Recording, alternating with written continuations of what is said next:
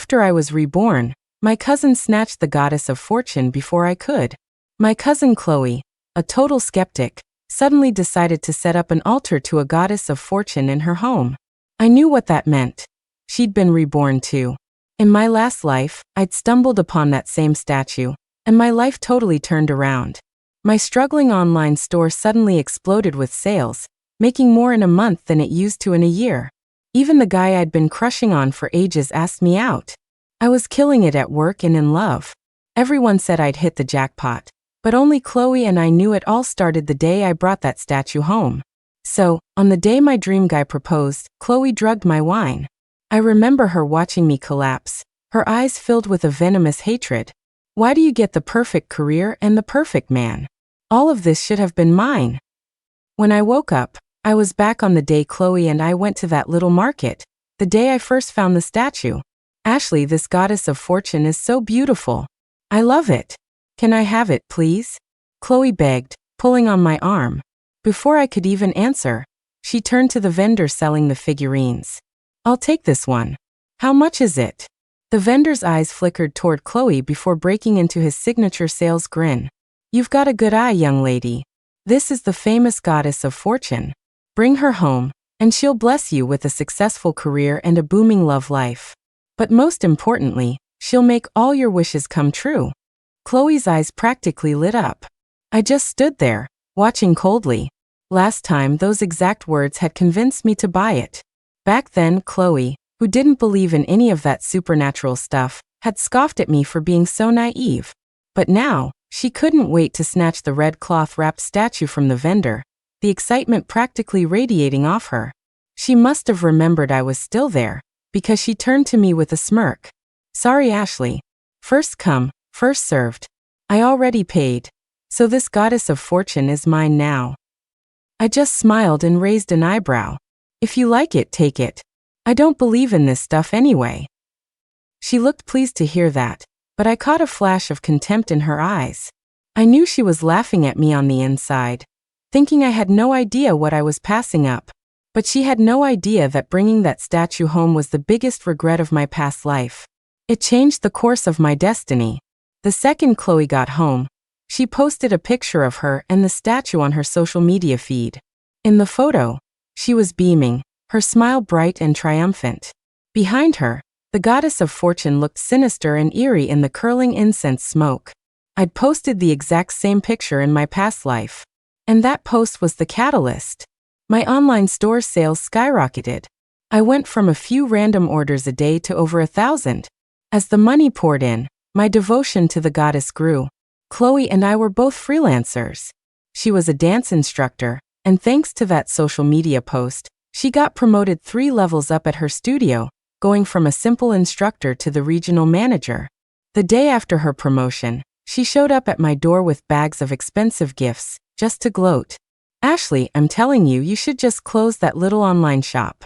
It's not making you any real money, just wasting your time. Why don't you come work for me? I'll make you my assistant. She smiled, oozing arrogance. I knew this was her revenge. In our last life, she'd lost her job after a parent complained, and she came to me for help. I was nice enough to hire her as my assistant and paid her a generous salary, but she took it as a personal insult. I just smiled and shook my head, telling her I was happy with my life and didn't want to change a thing. She shot me a disdainful look and left. I watched her walk away, shaking my head. Every gift from fate comes with a price tag. The more beautiful the prize, the steeper the cost. News of Chloe's promotion spread like wildfire in our family group chat. All the older relatives were saying how successful she was, and that we should throw a party to celebrate.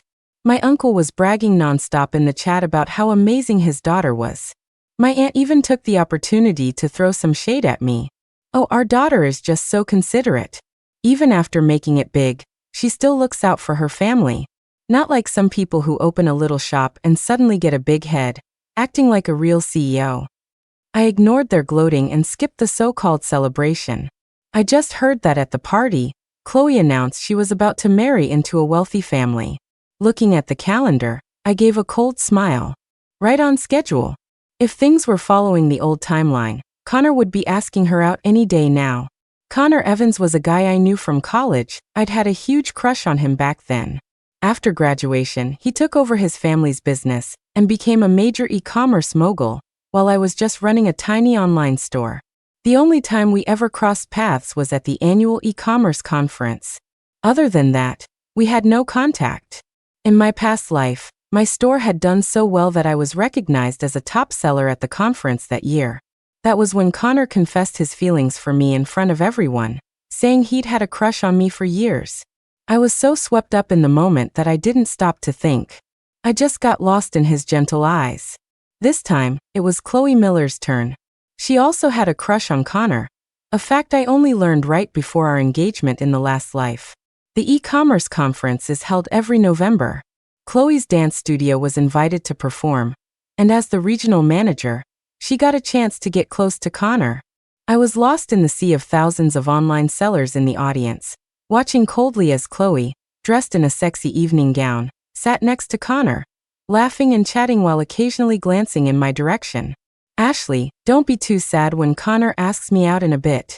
I know you've liked him for years, but he's totally my type. Her taunting text message glowed on my screen, but I just kept my eyes fixed on the stage. Last time, she was just one of the dancers on stage, watching him confess his love to me.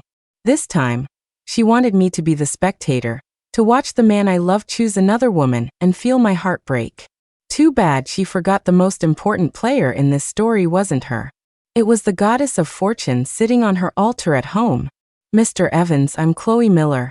It's so nice to meet you, Chloe said, looking at Connor with a blush. Connor frowned. You have a statue of the goddess of fortune? Chloe nodded. Yes, I sought it out myself. Connor cut her off impatiently.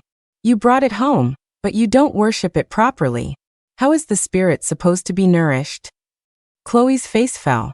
She'd been so busy showing off lately that she'd completely forgotten to burn incense for the statue. She never thought Connor would care so much about it. Her eyes welled up. Mr. Evans, it's all my fault. I've been so busy rehearsing for the performance that I've been exhausted. I haven't been home in days, so I forgot to light incense for the goddess. How about this? As soon as the conference is over, I'll go straight home. If you're worried, you can come with me. Hearing this, Connor's expression softened. He smiled at Chloe and gently patted her hand. All right. Since you're so sincere, Miss Miller, I'll take you up on that. Chloe's eyes widened in disbelief as she looked at Connor's faint smile. A wave of pure joy washed over her. She knew he'd fall for her. Why else would he agree to go to her house? After the conference, I followed the two of them all the way back to Chloe's apartment. Connor went inside with her, and I took out a key. Ever since I knew Chloe had brought the goddess home, I'd had someone rent the apartment right next door for me. I peered through a tiny crack I'd made in the shared wall. Mr. Evans, am I lighting the incense correctly? Chloe asked, swaying her hips as she placed the incense in front of the statue, glancing back at Connor. He, however, was staring intently at the statue itself. Only after the incense had burned halfway down did Connor turn his head. He smiled, took Chloe's hand, and spoke with deep affection. I never knew you were such a spiritual person, Chloe. That's the kind of girl I like the most. I don't suppose you have a boyfriend.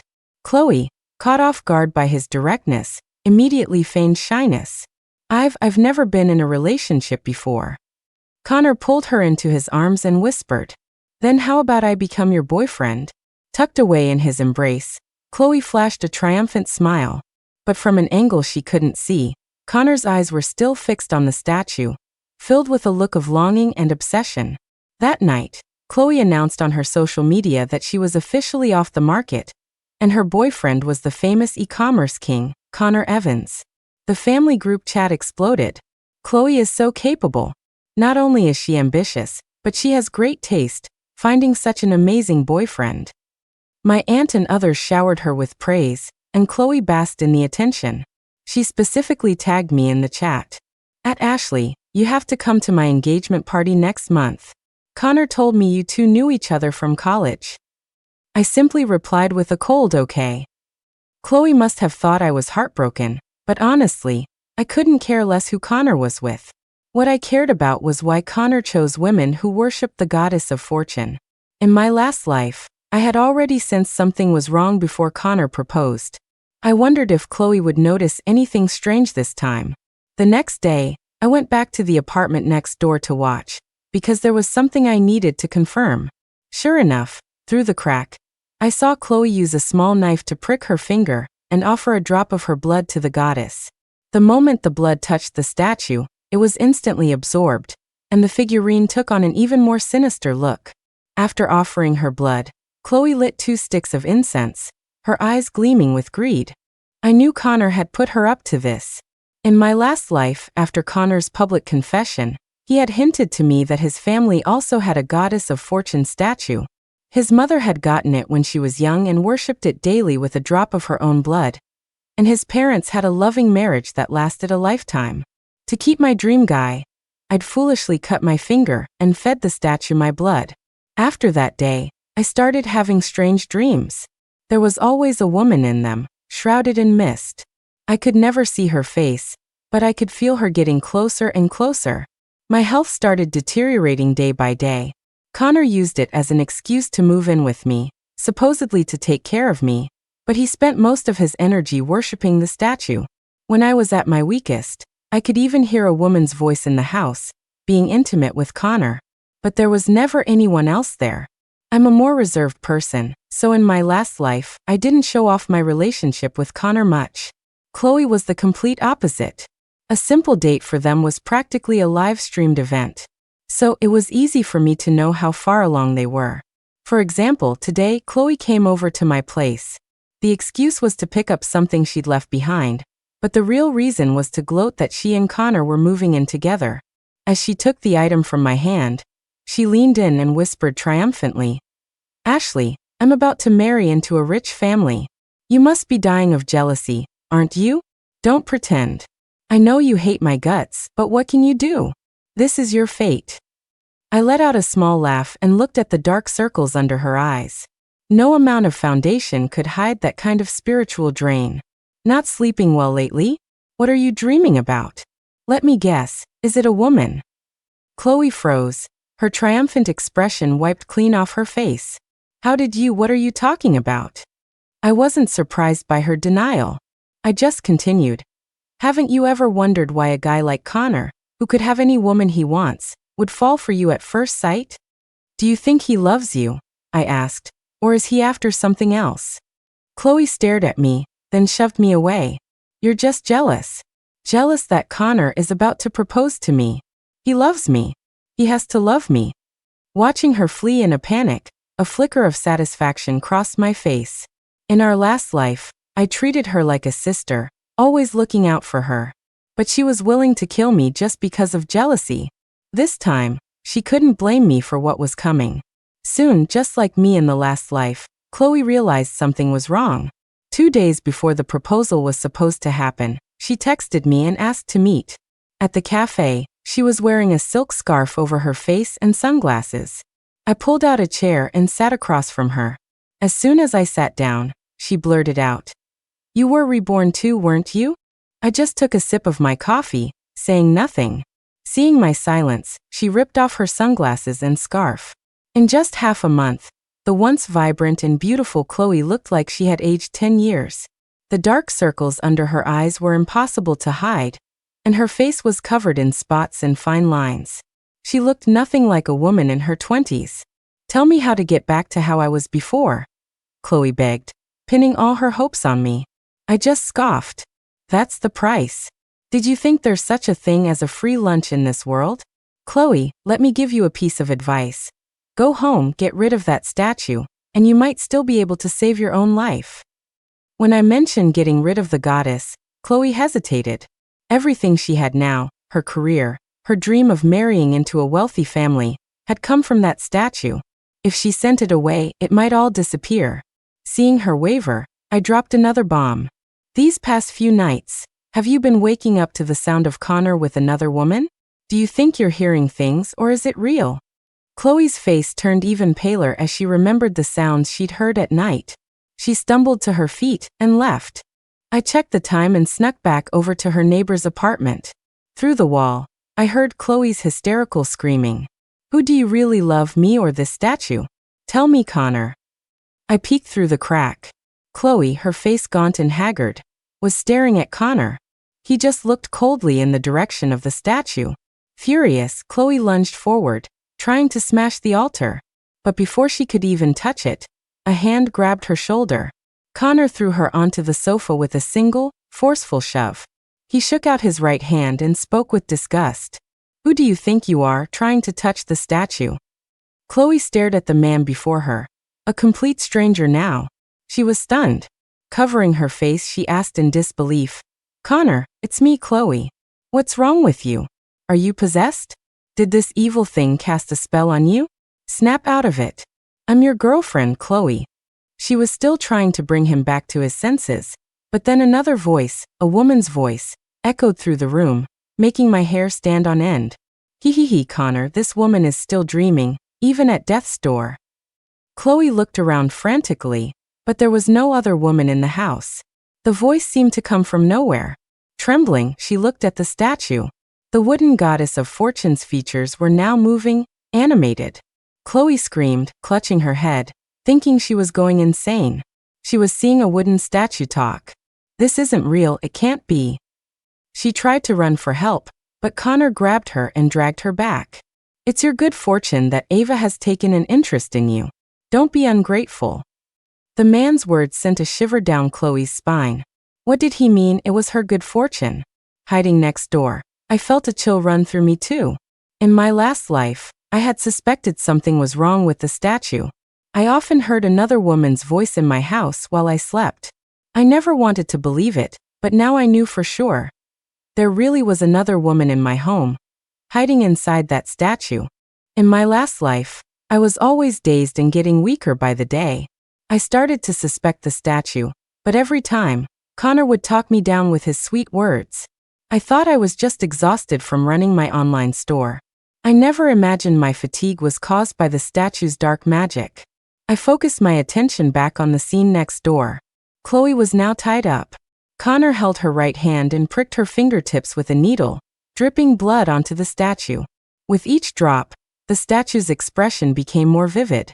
Only after he had drawn blood from all 10 fingers did Connor gently place the statue back on its altar, as if it were a priceless treasure. Chloe was tossed aside on the floor like a broken doll. "Ava, don't worry. After I propose to her tomorrow, our marriage contract will be sealed, and you can devour her soul," Connor whispered, carefully wiping the statue with a handkerchief. The statue swayed slightly, as if in response. Lying on the floor, Chloe snapped back to reality when she heard she was going to have her soul devoured tomorrow. She struggled to her feet and crawled over to Connor. "Connor, she's a demon. You can't be fooled by her. The person you love is me. Just yesterday, you said you'd love me forever. Don't you remember?" Connor kicked her hard in the chest. She curled up on the floor, unable to even cry out in pain. "You idiot. You think you're worthy of my love? It was Ava who chose you from the beginning. Otherwise, do you really think you would have gotten that promotion? That you would have become my girlfriend? Watching you prance around in front of me every day was disgusting. How could I possibly like you?" With that, Connor grabbed Chloe's chin and slapped her twice across the face. "Connor, baby, don't kill her. We still need her for tomorrow." The goddess of fortune spoke for a second time, stopping Connor's assault. At her words, Connor let go of the woman on the floor. He casually picked up a napkin from the table to wipe the blood from his hands. He looked down and continued. "If it weren't for Ava's accident and her need to absorb 10 souls to rebuild her body, you think you could have ever even touched me? But don't worry. After tomorrow, you'll be in a vegetative state. Lying in a bed like an idiot for the rest of your life will be your final destination." Chloe finally understood the whole scheme. From the very beginning, worshipping the statue was a trap. Connor had dangled a beautiful prize in front of her, and she had jumped right in, only to find herself on the chopping block. Tears of regret streamed from her eyes. She struggled to sit up, her gaze fixed on Connor, filled with nothing but terror. She got on her knees and started begging. "Mr. Evans, I was wrong. I shouldn't have fallen for you. I shouldn't have dreamed of marrying rich. I really know I was wrong now. Please let me go. I'll never do it again." Connor looked at the woman before him, her face swollen like a balloon, with nothing but disgust in his eyes. You know this much already. Do you really think I'd let you leave? Connor's words made Chloe collapse to the floor, as if all the life had been drained from her. I know, Ashley, she's the 10th soul you're supposed to take, not me. In the last life, she was the one you chose, the one who's supposed to die. It should be her. Chloe desperately clung to this idea, grabbing Connor's pant leg. Ashley. Connor frowned when he heard my name. And when I heard that man say my name again after so long, a cold shiver ran down my spine. In my last life, he had used that same gentle voice to lure me into his trap. This time, I wouldn't make the same mistake. Now that I knew everything I needed to, I slipped away quietly. Back home, I did a lot of research online, and even hired a private investigator to look into Connor's past, especially anything related to a woman named Ava. It paid off. After spending a small fortune, I finally got the information I was looking for. When Connor was younger, he had a childhood sweetheart and fiancée named Ava Thorne. Tragically, Ava died in an accident during an expedition 10 years ago. Ever since then, Connor would get a new girlfriend every year. And every time, right after he proposed, the girl would either die mysteriously or fall into a severe, unexplained illness.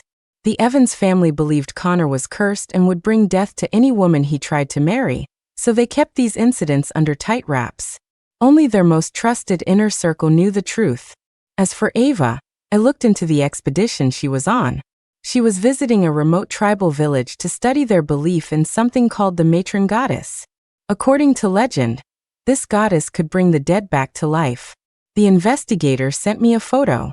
The matron goddess in the picture looked exactly like the statue Chloe and I had.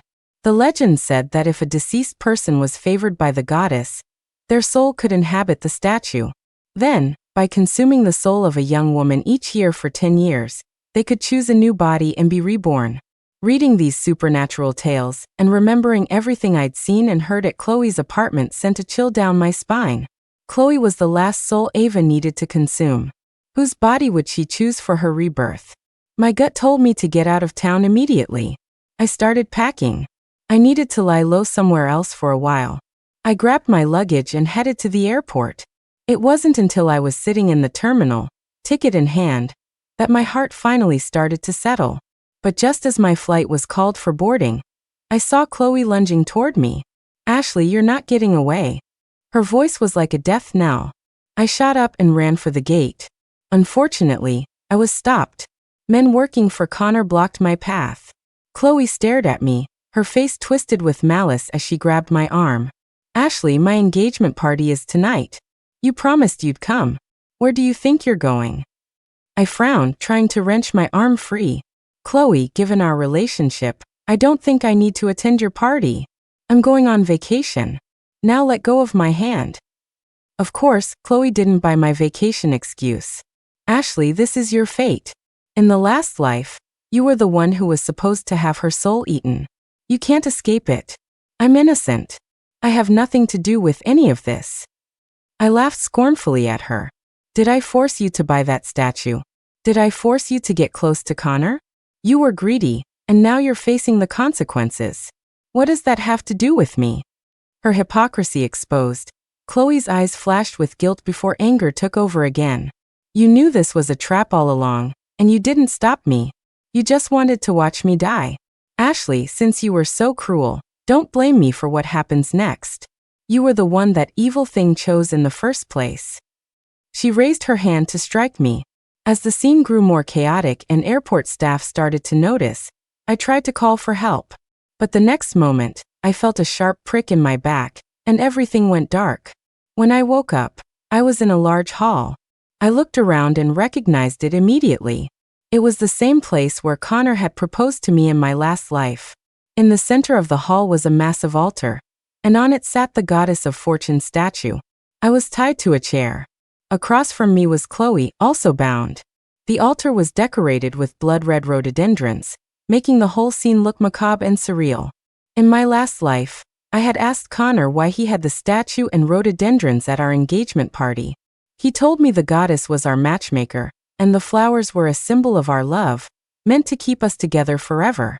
Now, knowing the truth about the matron goddess, I understood. The statue wasn't our matchmaker. Connor was the bridge between Ava and her victims. Only by entering a marriage contract with these women could Ava, his spirit wife, consume their souls. And the rhododendrons were a symbol of his love for Ava. At every proposal, or rather, every sacrifice, Connor would arrange a sea of them to express his devotion. It was a love story for the ages, except it was built on the lives of others. Besides Connor, Chloe, and me, there was one other person there, someone I expected but was still surprised to see. It was the vendor who sold us the statue. He was now dressed in a strange ceremonial outfit, like a tribal priest, his face painted with mystic symbols. He held a small bell, chanting something under his breath. Miss Thorne, the time is almost here. Once you devour the 10th woman's soul today, you will soon be able to reform your physical body. The priest addressed the statue. Hearing that the woman he loved could be resurrected, Connor's face lit up with joy. But Ava didn't seem satisfied. High Priest, can I absorb both of their souls at the same time? Ava's voice came from the statue. She was looking at me, and her naked gaze made my blood run cold. The man, the High Priest, hesitated for a moment before answering. This woman has no contract with you, nor has she ever worshipped the statue. You can't absorb her soul right now. However, you could use her as a vessel for your new body. I've already checked. Her body is pure, and she is a perfect vessel for a spirit. If you use her body for your rebirth, the process will be exceptionally smooth. Listening to them casually discuss my fate, I couldn't help but glare at them. Connor, to save someone who's been dead for 10 years, you're willing to sacrifice so many lives? Is it worth it? Aren't you afraid that one day, their vengeful spirits will come for you and give you no peace? Connor just laughed coldly. As long as I can save Ava, I'm not afraid of anything. It's all worth it. Besides, how can the lives of ordinary people like you compare to my Ava? It's a bargain for you, 10 of your lives for one of hers. Chloe, beside me, had her mouth gagged. The engagement ceremony about to take place didn't require her to speak. As long as Connor could slip the ring on her finger, the contract would be sealed. Chloe's chair was moved to the center of the altar. Connor got down on one knee, tenderly pulling out a ring. It was an antique design with a large ruby that glittered in the light. Chloe was bound tightly to the chair, her eyes wide with terror as she stared at him.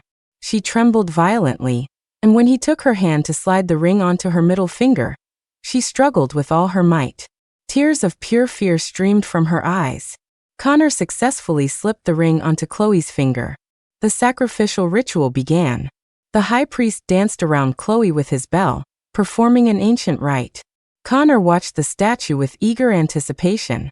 As soon as the 10th soul was absorbed, Ava's spirit would be able to manifest even in daylight. They would no longer have to hide their affair in the dead of night. As the ritual reached its climax, Chloe seemed to lose all her fight. Her initial fierce resistance faded, and she just stared blankly ahead. In her place, a wisp of green smoke began to rise from the Goddess of Fortune statue. It smelled like the incense used for daily worship. Within the swirling smoke, the figure of a woman slowly took shape. I knew it was Ava. At that moment, I pulled out the knife I had hidden in my pocket and quietly cut the ropes binding me. While everyone's attention was elsewhere, I threw a paper talisman directly at Ava's forming spirit. Then I lunged forward, trying to smash the statue. Before Ava had a new body, that statue was her lifeline. If it was destroyed, she would be obliterated along with it. Unfortunately, I was a step too slow. Before I could reach the altar, the High Priest blocked my path. Ava's newly formed spirit was struck by my talisman and began to dissipate. The moment the paper touched her, it was as if she'd been stabbed. A piercing scream echoed through the hall. I instinctively covered my ears. Even Chloe, who had lost her senses, showed a flicker of clarity in her eyes. Who are you? How do you have a talisman that can break the ritual? The High Priest stared at me with wary eyes. Silas, did you really think no one in this world knew your true identity? The High Priest's eyes widened in disbelief. He couldn't understand how, after being gone from his village for 10 years, someone could still know his name. I looked at them coldly. I had known from the beginning that Silas was working for Connor. I had researched that strange goddess for a long time without finding a single clue. How could something like that be sold at a random street stall? More importantly, he not only sold the statue, but also provided detailed instructions on how to summon and worship the spirit. That made me suspicious. It took a lot of effort to trace the statue back to that remote tribe. I sent someone to visit the village. Although not many people live there now, some of the elders recognized Silas. He was the old high priest's apprentice who had suddenly disappeared one day and was never heard from again. The person I sent stayed in the village to help me uncover what happened back then. My investigation led me to Ava. The place she died was that very same village, and it was right after her death that Silas vanished. Following that lead, I managed to find the old high priestess. She told me the truth about the ritual. She also sent me 2 talismans by mail, one to break the ritual and one for self-protection. That's why I had waited until this afternoon to make my move. If Chloe hadn't dragged me into this, I was planning to give her the talismans before I left. But now, I had to use them myself. Silas, you fled with the altar stained with Ava's blood. Did you think no one would ever find out the truth of that day? You know exactly how Ava died, don't you? So why are you putting on this show, pretending to perform a resurrection ritual for her? Aren't you afraid that if she really comes back, she'll remember what truly happened? My words hit them like a thunderclap, and everyone's expression changed. Connor glared at Silas. When you came back to me with the altar, you said Ava had an accident and her soul was trapped inside. Are you saying it wasn't an accident? Seeing his lies exposed, Silas became enraged and lunged at me. At that moment, the second talisman I had placed over my chest activated. He was thrown back several feet. That old woman, she actually gave you her most precious possession. I can't believe she's still alive after all these years. Silas coughed up blood, a twisted smile on his face. Ava's spirit, now almost transparent, was clutching her head, blood trickling from her eyes. It was you. You monster. You tried to assault me, and when I fought back, you killed me. If my resentment hadn't been so strong at the moment of death, and if my blood hadn't stained the altar, I wouldn't have been trapped in this thing for all these years. Silas, this is all your fault. Ava seemed to remember everything. Dark energy swirled around her, as if she was about to devour Silas whole. But at that moment, Connor spoke up calmly. Ava, you can't kill him. If you kill him, you won't be able to get a new body. Let's not hold grudges. What happened in the past is over, we should just let it go. Connor looked at Ava anxiously. That's when I realized how strange his reaction was.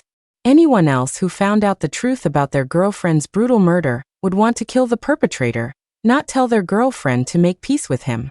Ava turned to look at the man before her in disbelief. Are you telling me to give up my revenge?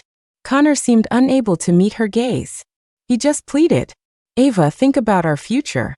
You don't want us to be separated by life and death forever, do you? Once you're resurrected, we can figure out how to deal with him. I promise I'll make you satisfied.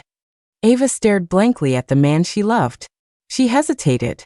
For the past 10 years, her only desire was to be with Connor for the rest of their lives. She reached her hand out toward him. Don't believe him. He's a liar. A total scumbag. But just when no one was paying attention, Chloe had regained her senses. She had untied her ropes and snatched the altar from its stand. She laughed manically at Ava. Last night, Connor was plotting with this man to destroy you once your soul was complete. He said he was sick of being tied to a ghost, that the smell of incense on you made him sick. If he hadn't rashly made that pact to save you back then, he wouldn't have cared if you lived or died. Chloe screamed the accusations like a madwoman. She looked at Connor with pure hatred in her eyes. That so-called high priest told him that as soon as you absorbed the 10th soul today, the contract would be fulfilled, and you could finally die for good. Did you really think this man loved you? He only loves himself. With that, Chloe lifted the altar high above her head and slammed it onto the ground. With a loud crack, it shattered into pieces. With a look of utter disbelief, Ava's spirit faded away into nothing. And as the altar broke, Connor spat out a mouthful of blood. It turned out the statue he had so carefully protected all these years wasn't for Ava. It was for himself. Soon the police burst in. They arrested Silas, Connor, and Chloe. Later, I heard that Chloe went completely insane the moment she got to the police station. The old high priestess from the village said that half of her soul was lost, and she would likely never recover. As for Silas, he confessed to the murder all those years ago, and to all the lives he and Connor had taken since. He was sentenced to death. Connor's family managed to get his sentence reduced to life in prison. But a few months later, news came that he had died in his cell. They said he was tormented by nightmares every night, haunted by the countless women demanding justice. As for me, I closed my online store and left that city for good. The past was like a long, dark night. Since fate had given me a second chance, I was going to cherish every day and start a new life. The end.